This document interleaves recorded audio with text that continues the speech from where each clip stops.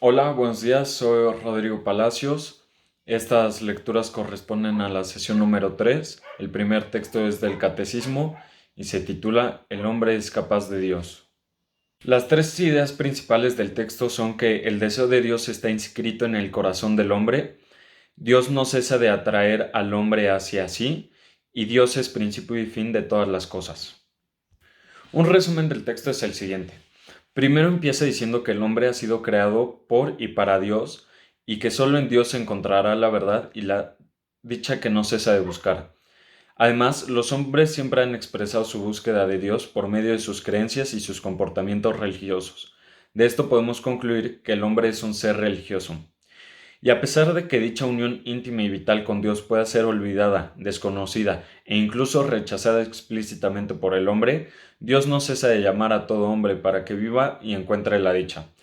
Sin embargo, esta búsqueda requiere de todo el esfuerzo de su inteligencia, la rectitud de su voluntad y también del testimonio de otros que le enseñen a buscar a Dios. El hombre que busca a Dios descubre ciertas vías para acceder al conocimiento de Dios. Estos son pruebas de existencia de Dios, en el sentido de argumentos convergentes y convincentes que permiten llegar a verdaderas certezas. Dichas vías tienen como punto de partida la creación, esto es, el mundo material y la persona humana. Como ya había dicho, Dios es principio y fin de todas las cosas. Puede ser conocido mediante la luz natural de la razón humana a partir de las cosas creadas y el hombre tiene esta capacidad porque ha sido creado a imagen de Dios. Sin embargo, el hombre experimenta muchas dificultades para conocer a Dios con la sola luz de su razón, pues requiere que se entregue y renuncie a sí mismo. Además, padece dificultad por parte de los sentidos y de la imaginación, así como de los malos deseos nacidos del pecado original. Por esto, el hombre necesita ser iluminado por la revelación de Dios. Por último, Dios puede hablar con todos los hombres, pero si nuestro conocimiento de Dios es limitado, nuestro lenguaje sobre Dios también. Solo lo podemos nombrar a partir de las criaturas, según nuestro modo humano limitado de conocer y de pensar, pero debido a que todas las criaturas son semejantes con Dios y las múltiples perfecciones reflejan la perfección infinita de Dios, a partir de estas perfecciones de las criaturas, por analogía, se llega a contemplar a su autor.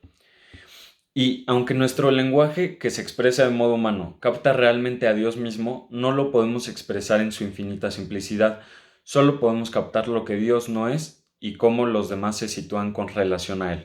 El segundo texto es del Evangelio de San Marcos y se titula Capítulo 1. Las tres ideas principales del texto son el bautismo de Jesús, el inicio de sus discípulos y cómo fue perdonando a todos los enfermos y endemoniados del pecado. Un resumen del texto es el siguiente. El capítulo primero es el principio del Evangelio, donde nos dicen que Dios envía al mensajero delante de nosotros, el cual preparará nuestro camino. Después habla sobre cómo Juan bautizaba con agua y predicaba un bautismo de conversión para el perdón de los pecados a toda la gente de Jerusalén en el río Jordán. Él decía que detrás de él iba el más fuerte y que los iba a bautizar con Espíritu Santo. Y entonces llegó Jesús desde Nazaret de Galilea y fue bautizado por Juan en el Jordán. Entonces, cuando salió del agua, los cielos se rasgaron y el Espíritu Santo bajó hacia él como una paloma. Se oyó una voz desde los cielos que decía: Tú eres mi Hijo amado, en ti me complazco.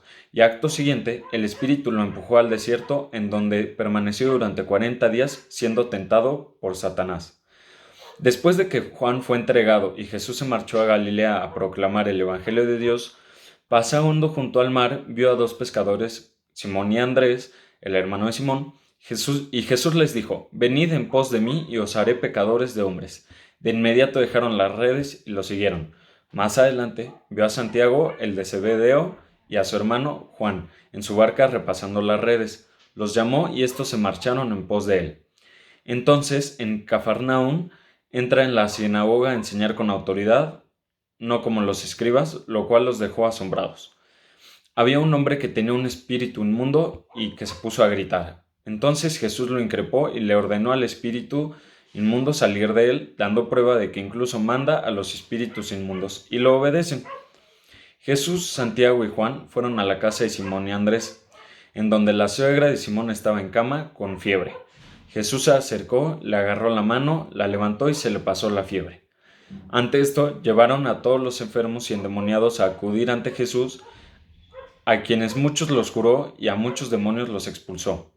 Sin embargo, en la madrugada se levantó y se marchó a un lugar solitario en donde se puso a orar. Simón y sus compañeros fueron a buscarlo para decirle que todo el mundo lo quería. Sin embargo, ante esto él respondió que se fueran a otra parte para predicar también ahí. Y entonces recorrió toda Galilea predicando en sus sinagogas y expulsando demonios. Al final del capítulo 1, relatan cómo un leproso se le acercó, él extendió la mano y lo tocó. Enseguida la lepra se le quitó y quedó limpio. A cambio le pidió que fuera discreto, a lo cual el leproso no hizo caso y Jesús ya no podía entrar abiertamente a ningún pueblo. Entonces se quedaba fuera en lugares solitarios y aún así acudían a él de todas partes. Muchas gracias y hasta luego.